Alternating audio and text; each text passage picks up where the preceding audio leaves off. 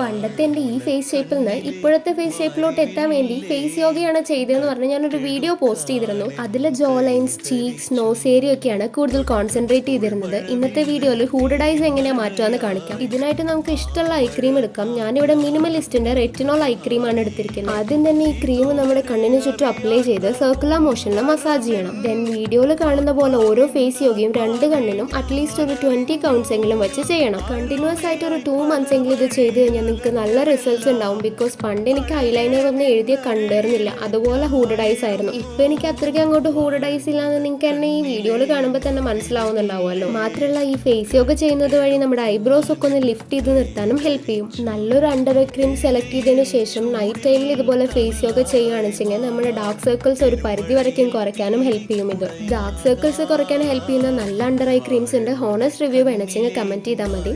ഇതുപോലത്തെ വീഡിയോ ആയിട്ട് പിന്നെ കാണാം. ബൈ.